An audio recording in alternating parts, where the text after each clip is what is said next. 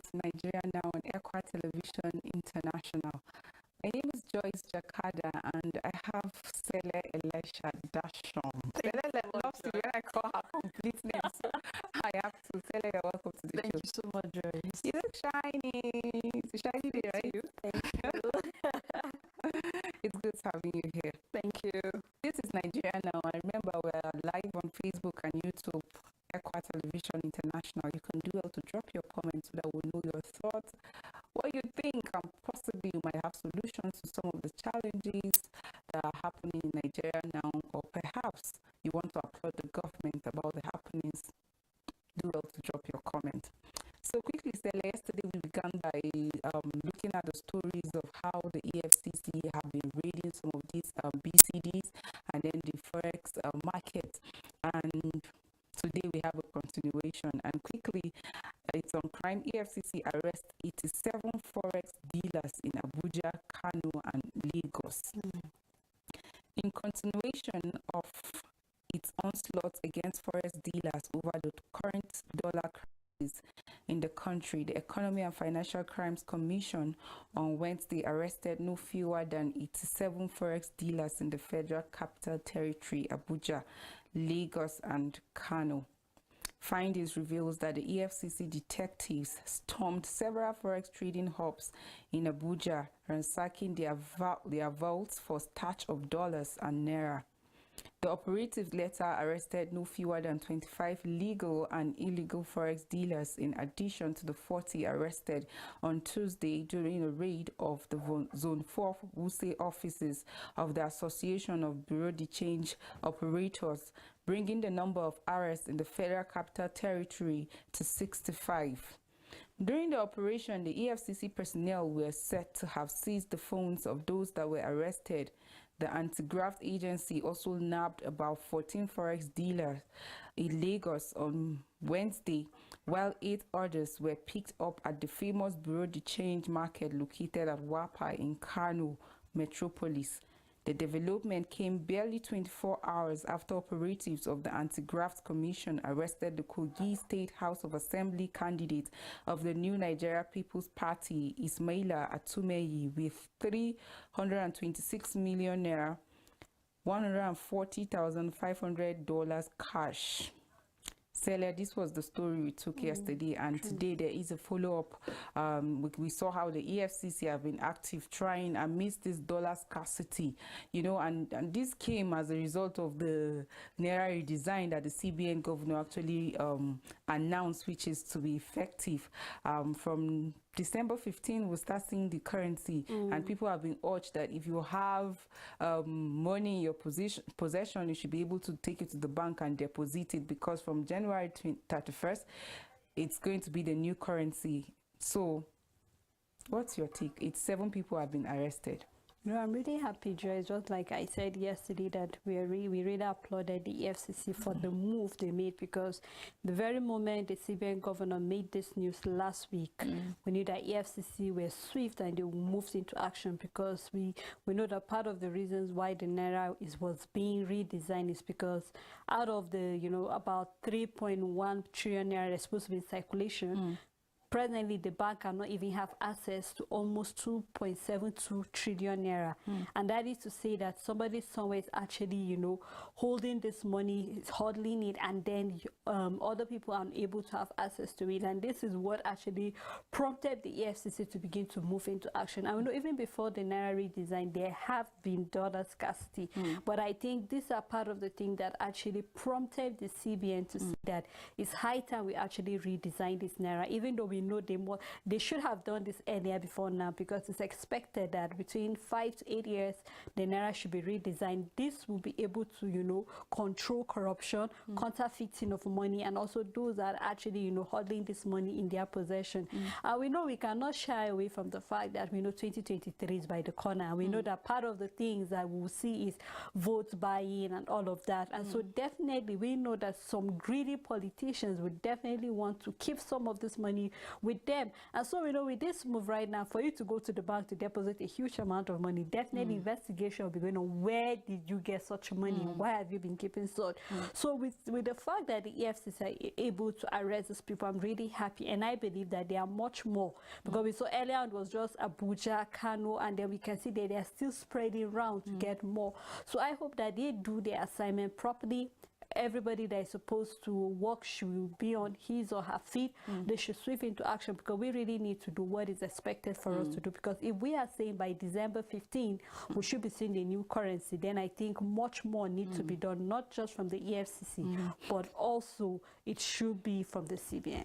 Sele, when the EFCC, when the CBN governor actually announced this, people were actually, the EFCC, that's when CBN came to announce the issue of redesigning the Naira note, complaining that out of the 3 trillion Naira, it's just about 1 trillion Naira that is in the commercial bank, 2 trillion Naira are being hoarded by some individuals. And then the EFCC applauded the CBN for that act, saying that it's going to help them to track illicit fund that is being hoarded by some individual, to be able to even track terrorists, politicians, and even bandits that are always collecting money. And then why EFCC is still going about to most of these forex dealers is because of the fact that they know some people now will be trying to change the money that they have to dollar. Remember that amidst that Naira redesign controversy, Gumi came out to also talk about the fact that if bandits are going to start demanding in dollars, so no wonder a lot of people, on hearing the fact that Naira is going to be redesigned, and then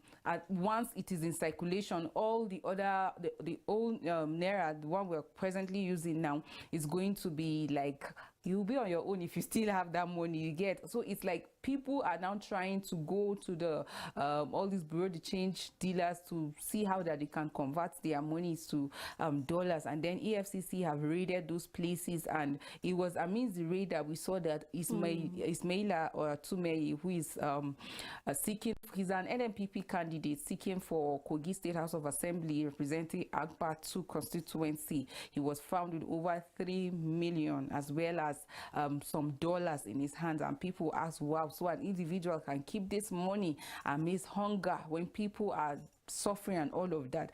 Like you said, you applaud the EFCC, but Sele, when I was going through the story, the fact that it wasn't just illegal dealers that were actually arrested, even the legal ones.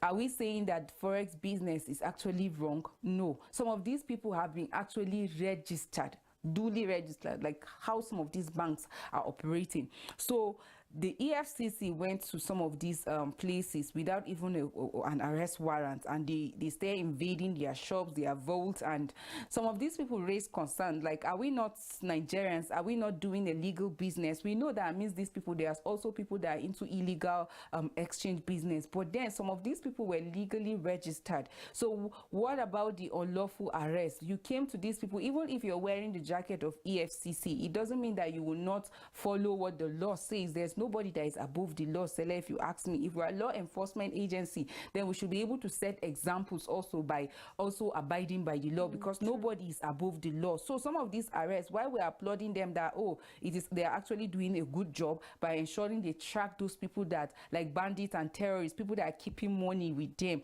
But some of these arrests, we shouldn't be seen just going into place and then packing everybody. It's more like infringing on their right. If people have certificates and then you just pack them and then move them away, we saw how that well, some of them were released, but their phones are still being held by these people. What we expect to see amidst this issue of redesign is synergy between these people, because while the CBN is trying to redesign, if there's no synergy between the CBN, EFCC, and the association of these forex dealers, then some people will cut corners and go and exchange the monies they have to dollars, and then we'll continue to have issues of inflation. As we talk now, dollar to Naira is over 800 Naira, Sele. And if we continue on this note, if we don't synergize, what we'll continue to see is inflation.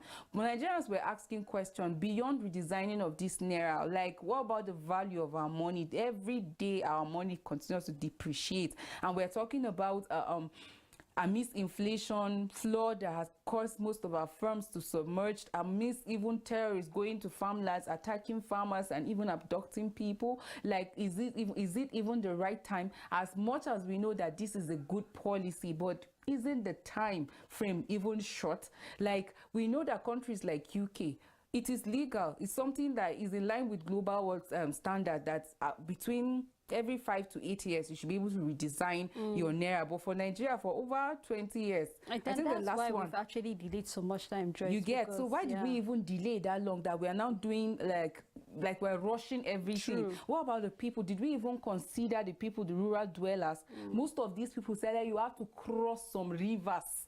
In fact, some of these their environments, like, do we even have like a policy on ground that is going to ensure that most of these banks get to these people and ensure that you collect their money, exchange for them before that time? Because if we're not careful, at the end of the day, the thieves that we're trying to go after, these people will have their way because they have access to e-transfer, they have access to these bureau de change people, and at the end of the day, they will be the ones to change their money. Then these farmers, rural dwellers, will not even have access.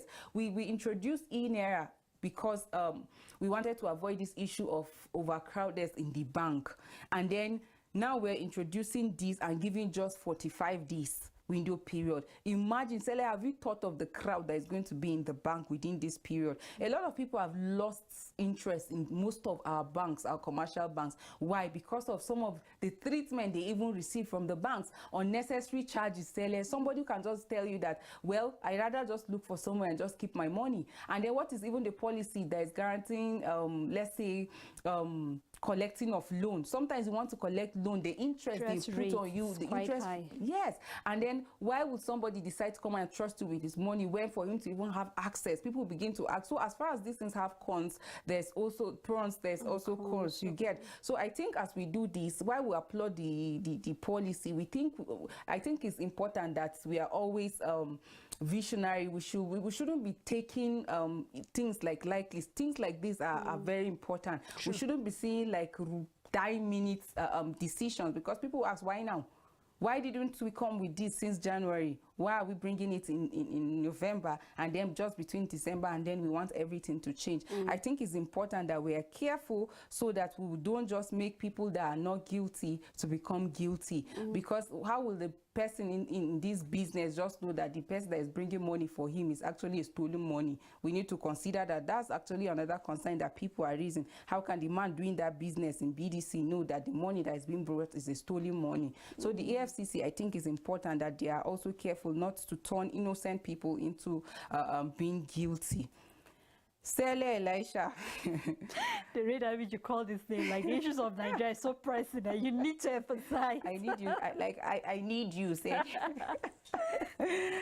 Like, recently we saw a video that has been trending about a police woman who was trying to show how she was assaulted, allegedly tortured by a DCO in Osun State. And then we saw she was showing her pictures of the bruise that he incurred on her, because she said she was being assaulted by this DCO because she refused his advances, according to her. But I would like us to watch the video quickly. What is my offense? He now started beating me to the extent he naked me. He put me into naked. Look at all my chest, my hand, everywhere injured. Mr. Jai Matthew. Because of what? I don't know, because he asked me for outs that I should befriending him. I said, no, I'm a married woman. I cannot befriend you. He started blackmailing me with on evidence something that he is the one that is befriending me, which is not so. My writer was there, constable, 2 constables, and 10 civilians. After doing that, he now went inside and carry their gun. He said, want to gun me down. The civilian now take me out from the office. They said I should be running away. I said, no, if you want to kill me, you should kill me. They should help me, they should assist me. Ajayi want to kill me, or the Omu division. Well, DCO Matthew Ajayi probed for torturing Osun police woman for refusing advances. The Osun State Commissioner of Police, Mr. Sunday Falaye, has quizzed the Divisional Crime Officer of Ode Omu Police Division, Matthew Ajayi, who was accused of torturing a woman, Inspector Bamidele Olorunsogo. In a video seen on Wednesday, Olorunsogo could be seen displaying the injuries she sustained on her chest and hands. She claimed that Ajayi tortured her because she turned down his sexual advances. He now started beating me to the extent that he naked me. Look at all my hands and my chest, everywhere injured. He asked me out that I should befriend him. I said I'm a married woman and that I cannot befriend him. He started blackmailing me, she said. Sele Elisha. That is the policewoman that's alleged that a DCO actually assaulted her, he tortured her. And then there were also other police officers who were in that office the day she was assaulted. She even talked about the fact that he even threatened to shoot her. And then people were asking her to leave the place, but she said she would not go. If he wants to kill her, he should kill her. Well, I like the fact that investigation is ongoing, and we are told that at the end of today, the report is going to come out. Like, I asked myself this question: if what she's saying is anything to go by, don't the Nigerian police force have ethics? Aren't people principled? Should we begin to take advantage of positions to torture people because we ask them out and they refuse? Perhaps this woman said she's a married woman, and then a senior officer, according to what she's saying, is torturing her because she refused to befriend him. You know, Joyce, when I saw the video and also after reading it, lots of questions actually ran through my mind. And I'm not for her, neither am I against her, and I'm not for the DCO, neither am I against him. But then you need to look at the position of this man. We're talking about the discipline crime officer. It's expected that you are a law enforcement man, that you are supposed to actually checkmate and discipline people that are found guilty of any crime of any form. Now, questions that Nigerians would like to ask is, how did it get to the point that you stood there and that man assaulted you to that point? In the garden where there were other police officers, did he say, or did he ask other constables that were there to excuse him, and he really, beat her to that point? To the point that even he had the right to carry, a gun and say he was going to shoot her. And this is just one out of the many other cases. And just like you say, I didn't know ethics that actually govern such things. I don't know ethics that said the do's and don'ts they're supposed to do. What warrant or what gave him the guts to actually, do that to her to the point that he wants to blackmail her? What do you have? It's a question that Nigeria asks, what do you have that he wants to use against you to blackmail you? Questions would be like, have he ever had anything to do with him before now? Lots of questions are what Nigerians would definitely ask, because this is just the police, let's say unit. We see that happening everywhere, in workplaces, in schools, tertiary institutions, and so many other places. We see all of this going on. So these are questions that people ask, what warrant him to actually do that? Even though the IGP said, yes, they are working to actually bring out something tangible that Nigerians can work with. And I hope and I believe that they will do the interrogation properly, that no stone should be left unturned. We need to actually check what led to him doing that to her, because you cannot be in your right senses to do that to a married woman to that point. If you look at the bruises on her body, you know that this is not the bruises that was inflicted in just a minute. This was really, really done for quite a number of times. So I hope and I believe that we need to follow, we need to checkmate, all of these things. There was a time where we saw in the papers where the police said that civilians have no right to slap a police officer, or even if a police officer slap you, you have no right to do anything. And lots of Nigeria came out to kick against that. In fact, the public said that he should come out and apologize. That is the PRO of the police for making such a statement, because what will warrant a police officer to actually raise his hand on a civilian? Now we're talking about both of them being police officers, even if his rank rank is higher than hers, but that does not give him the right that you use her because she's vulnerable, she's a woman, and then you can do that to her. I mean, this is really, really uncalled for. So I hope that the police officers will do all they need to do. The IGP should go to the latter and make sure that regardless of what connection he have, the rule of law really, really needs to take its full course on him. That's very true, Sarah. Like I said, if what she said is anything to go by, then we'll look forward to the end of this investigation. And we hope that not just like other cases, it's going to be, it wouldn't be swept under the carpet, but the full law should take its course. And if what she said is anything to go by, like I said earlier on, where is our principles? Where is our training? For goodness sake, this is supposed to be a law enforcement agency, and somebody that is like a divisional crime officer, like being involved in this, like I think it's actually uncalled for. It goes a long way to show the kind of people we have in our society. And if you have that kind of person in that position, Sele, then you begin to think, so what happens to people that are committing crime in the society? Can you really go and meet this person and explain that, oh, you have been assaulted? This is not just issue of torturing, it's also an assault. This woman is a married woman. Why is it that people cannot take a no for an answer?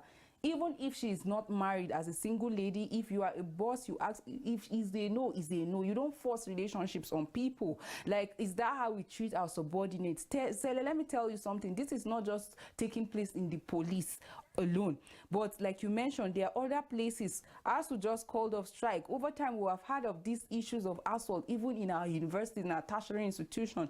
At one point, a case was reported in one of our Nigerian university where a lecturer came to the class and then he called the girl out and he told her that why did she inflict him with STD. So he wasn't even saying the fact that he slept with her as anything wrong, but he was questioning her of inflicting with STD. I was like, look at the nerve, look at the guts, look at how our society have turned to that wrong.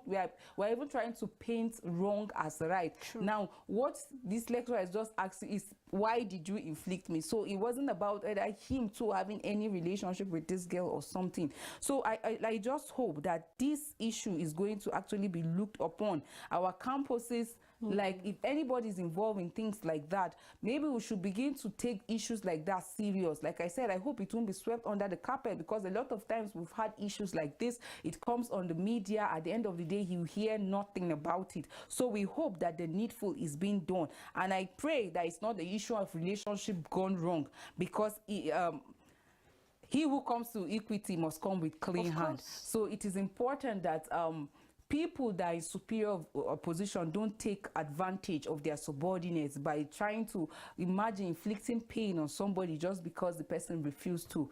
Well, we'll look forward to the end of that investigation, and we hope that just like the police public relation officer promised that at the end of the day justice will take its course, we hope to see that, so that the issue, other people that are into this kind of things will be able to take an example, and then they will desist from it. A story was told of a police officer who also, his boss will ask him to lock up a fellow officer, and that's because she refused his advances. And he said, I can't do that. What if human rights organizations come? What will I tell them? And that was how the issue just died off. I think other people should take that as an example. If somebody say no, you don't need to try to do anything wicked to the person just because he said no. If we want a better society, it begins with us. We always talk about our public officers, and then at the end of the day, we are also found wanting.